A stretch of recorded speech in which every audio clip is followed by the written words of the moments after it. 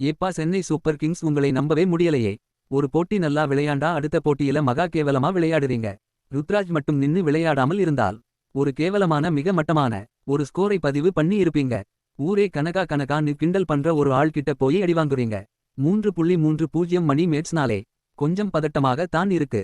கடந்த போட்டியில் சதம் அடித்த சஞ்சு இந்த போட்டியில் சொற்பரன்களில் அவுட். பர்வால் பட்டேல் இந்த பையன் எதுக்கு வந்தான், ஏன் கண்ண மூடிட்டு சுத்தனான் என்று தெரியல.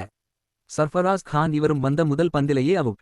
தான் கேப்டன் என்பதே மறந்து சுத்திக்கிட்டு இருந்த ருத்துராஜ் காயக்வாட் இன்னிக்கு தான் பொறுப்பு வந்து விளையாண்டு இருக்காப்ல. 60 பந்தில் 74 ரன்கள் ருத்ராஜ் எடுத்தார். ஒரு வழியா தட்டு தடுமாறி 158 ரன்கள், அதுவும் சேப்பாக்கம் மைதானத்தில்.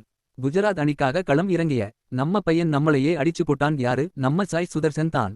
தமிழ் பையன் சென்னை அணிக்கு எதிராக சிறப்பா செயல்பட்டது சிறப்பு. சரி, பிழைத்து போகட்டும் என்பது போலத்தான் இருக்கு. நீங்க எப்படி பந்து போட்டாலும் நான் அடிப்பேன் என்பது போல ஒரு சிறப்பான பேட்டிங். 46 பந்துகளில் 87 ரன்கள் விளாசினார் சாய் சுதர்சன். 16.4 ஓவர்களில் 162 ரன்கள் எடுத்து குஜராத் அணி வெற்றி பெற்றது. என்னத்த சொல்ல, நம்பும்போது கவுத்து விடுவது தான் இப்போ இருக்கும் சிஎஸ்கே அணியா இருக்கு.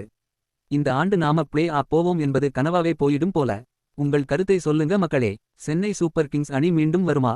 IPL 2026 கோப்பையை சென்னை அணி வெல்லுமா?